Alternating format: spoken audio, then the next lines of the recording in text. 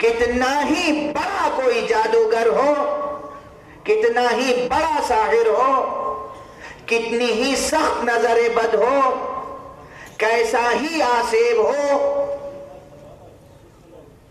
قرآن پاک کے بس 2 سورے اس کو مٹانے کے لیے کافی ہیں۔ سحر برحق ہے، سحر ہوتا ہے، سحر ہے، سحر کا اثر ہوتا ہے، بالکل ہوتا ہے۔ بسم اللہ الرحمن الرحیم۔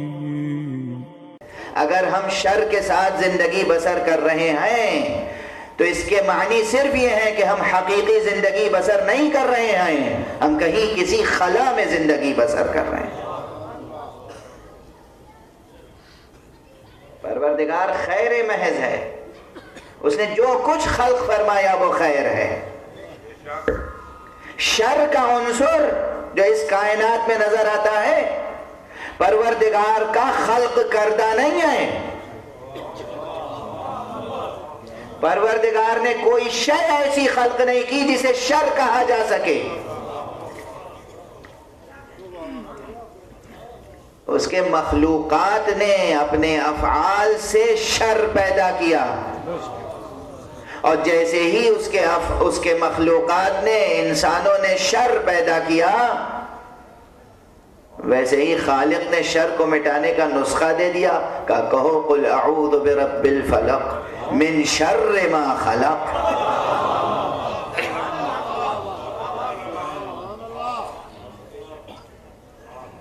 من شر ما خلق۔ شر کی نسبت خدا کی طرف کبھی نہیں دی جا سکتی، شر کی نسبت ما خلق کی طرف ہے۔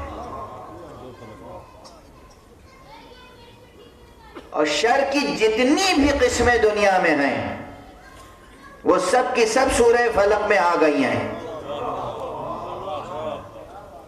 بس ایک اشارہ میں نے کر دیا، اور غور کرتے رہیے گا پھر کسی موقع پہ، چونکہ آج گفتگو خیر و شر کے موضوع پر نہیں ہے، اس لیے بس درمیان میں یہ جملہ عرض کیا۔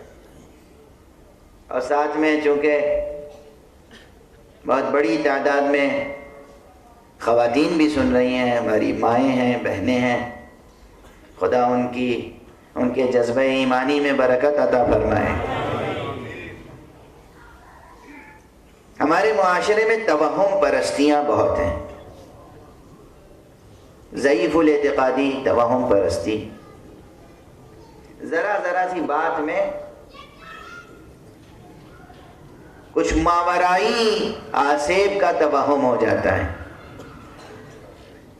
سحر ہے، آسیب ہے، جن ہے، بدروہیں ہیں، پتہ نہیں کیا کیا اعتقادات لیے بیٹھے ہیں۔ ان سب چیزوں کی کوئی حقیقت نہیں ہے، کوئی حیثیت نہیں ہے۔ کتنا ہی بڑا کوئی جادوگر ہو، کتنا ہی بڑا ساحر ہو، کتنی ہی سخت نظر بد ہو، کیسا ہی آسیب ہو، قرآن پاک کے بس 2 سورے اس کو مٹانے کے لیے کافی ہیں۔ اگر آج آپ ہمارے بیان سے کوئی پیغام لے کر نہ جائیں، صرف یہی ایک بات گرہ میں باندھ لیں، بوڑھے، بچے، جوان، مرد، عورتیں، خاص طور سے عورتیں،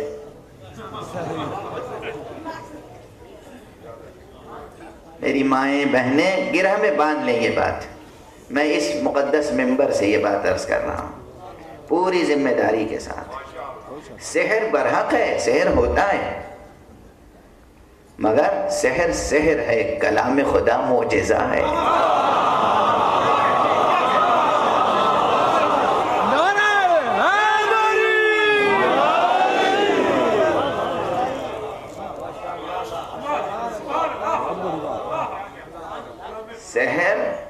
سحر ہے، سحر کا اثر ہوتا ہے، بالکل ہوتا ہے، شک نہیں۔ یعنی اگر اس مجمع میں ہمارے بالغ نظر جو دانشور ہیں اور شعراء ہیں، ان کے لیے تو یہ باتیں شاید پہلے سے حل شدہ ہوں، لیکن جو نوجوان ہیں، بچے ہیں، وہ شاید یہ سمجھتے ہوں کہ سورج کا پلٹانا زیادہ بڑا معجزہ ہے۔ چاند کا 2 ٹکڑے کر دینا زیادہ بڑا معجزہ ہے، درخت کو حرکت میں لے آنا زیادہ بڑا معجزہ ہے، ہتھیلی برس انگریزوں کا کلمہ پڑھنا زیادہ بڑا معجزہ ہے۔ ان کو میں ایک بات بتا دوں اس وقت اچھی طرح سمجھ میں آ جائے گی، اور وہ یہ ہے کہ یہ اتنے بڑے بڑے معجزے جسے آپ معجزہ سمجھ رہے ہیں، یہ معجزہ جس کلام کی وجہ سے ظہور میں آتا ہے وہ کلام بڑا ہے یا معجزہ؟ آج تک کسی نے شک نہیں کیا۔ اور اس معجزے میں یہ ذکر ہے، اس قرآن میں یہ ذکر ہے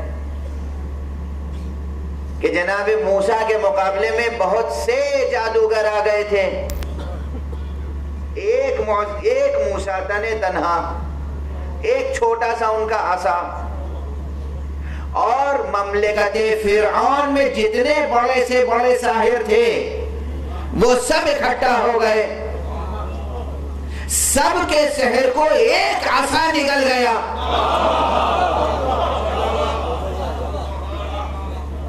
تو یہ بھی توہم نہ ہو کہ بہت بڑا سحر ہے، بہت بڑے ساحر نے کیا ہے، بہت سخت قسم کا سحر ہے، نہیں، کتنا ہی سخت ہو، قرآن مجید کی ایک آیت اس پورے سحر پر غالب آتی ہے، ایک آیت، ایک۔ اس لیے گھروں میں طہارت رکھیں، پاکیزگی رکھیں، نظافت رکھیں، صفائی رکھیں، ذکر خدا کا ماحول رکھیں، صبح و شام قل اعوذ برب الفلق اور قل اعوذ برب الناس کی تلاوت کریں، آپ کے گھر میں کسی ساحر کا اثر داخل نہیں ہو سکتا۔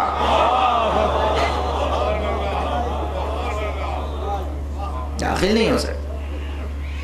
اور سحر کو کاٹنے کے لیے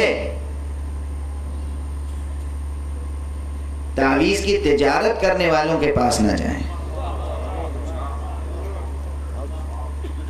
سیکریٹری جنرل مولانا فضل الرحمان نے کہا ہے کہ دعا اور تعویذ مال تجارت نہیں ہے، عملی اقدامات سری کی۔ انہوں نے یہ بات قومی اسمبلی اور بلوچستان اسمبلی کے لیے مال تجارت نہیں ہے۔ پر اسلام آباد سے خطاب کرتے ہوئے تعویذ پیغمبر صلی اللہ علیہ وآلہ وسلم نے بھی تعلیم فرمایا ہے، حضور نے تعلیم فرمایا ہے۔ آج شام ضلع ننکانہ صاحب میں سانگلہ ہل کے مقام پر ایک جلسہ اور وہ کرتے ہوئے انہوں نے کہا کلمات قدسیاں ہیں جو حضور نے سکھائے بتائے، قرآن مجید کی آیتیں ہیں، قرآن مجید کے حروف سے تعویذ تیار ہوتے ہیں۔ مسلم لیگ کے ابھی بات درمیان میں آ گئی تو پھر مکمل ہی کر دوں،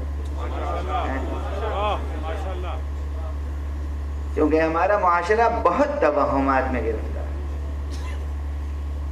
بہت زیادہ ضعیف الاعتقادی، اس لیے میں بہت وضاحت اور صراحت سے عرض کر رہا ہوں، کوئی صاحب نفس قدسیہ ہو،